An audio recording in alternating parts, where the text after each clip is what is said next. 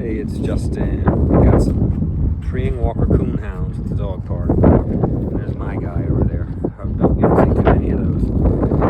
Anyway, I wanted to. I'm going to conclude all these videos about Southern Ohio and Cincinnati, but I just wanted to make a few more points. Have you ever seen the New York Times joke?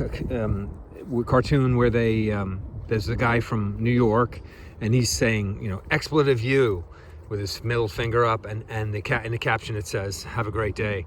And then they show the guy from California and he's saying, have a great day, and then the caption is expletive you. And that's how, I've lived in both places. I've lived in Greenpoint, Brooklyn, and I've lived in a couple of different places, in 3 different places in Southern California.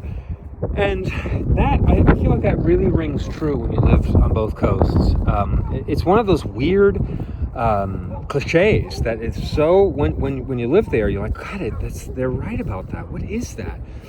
And I was talking to a dear friend of mine, and she was saying that, I was explaining this. These people in Southern California are lunatic. There's this mean, this aggressive, intense, but it's it's covert, but it's this aggressive, intense thing, and it's very disturbing. And she was saying, I think it's the stress. Everyone can be a narcissist if you put them under enough stress. Is what she said. And I think, I feel like that's the best explanation I've ever heard for the situation in Southern California and New York, on the East Coast as well. You have the high pressure situation that makes people weird. And in Southern California, it's always this like covert hostility. And it's not, they're not bad people. They're good people under a lot of stress. And, but the thing is, do you want to live with that? And I would suggest maybe you don't, and that's why I promote while I'm out here. I'm promoting Southern Ohio as an alternative. I always tell people if you can't afford, Southern California is great if you can afford it. Manhattan is great if you can afford it, but it sucks if you can't. And it's not like, Ohio, if you can't afford Ohio, it's not that bad.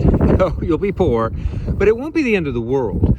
Where places like New York City and Southern California, you get nickeled and dimed. It's just too damn expensive. And I just think, if you're low income and you can move, you must move. It'll bring the price of the houses down there for everybody else, of course, because you won't be there competing for real estate. But, the reality is, where are you going to be happy? So I wouldn't dream of living out. It's too humid. It's too cold in the winter. It's too hot in the summer. Well, you're going to be in heating and AC. So that's really not, I feel like that's not, here's bodacious. I feel like that's kind of a lame, 100 years ago, yeah, but now it's not such a big deal.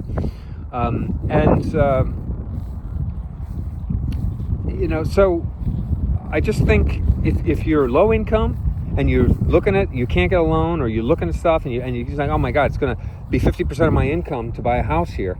I think you'd be mad, because think about it. You could live in Southern Ohio, and if it's 50% of your income to buy a house in Southern California, then it's 25% of your income to buy it in. If you can have the same income, it's 25%. Even adjusted for the lower incomes in Ohio, it's still 25-30% of your income, maybe let's call it 30, but you have all this money left over, and your expenses, you just at the end of the month, the end of the year, you have all this money left over. And this is, now you can put your kid in you can get piano lessons, or you can get him a tutor, or you can do all kinds of things that you might want to do. And I think that's why I recommend people, if you don't have that fat income to live in Southern California, don't do it. And people think it's somehow flyover country, or it's not fabulous, and I think that's insane. The weather is not really an issue because of heating and AC. So I would say, if you're in Southern California and it's like you're feeling it, you're like, God damn, I can't afford it. It's just driving me crazy. Take a trip out here. This is Otto. I think it's Linder, or I'll put the name in the description. The park is Otto Lindler or something like that. Anyway, It's this beautiful dog park out here in on the east end of right outside the city limits of Cincinnati.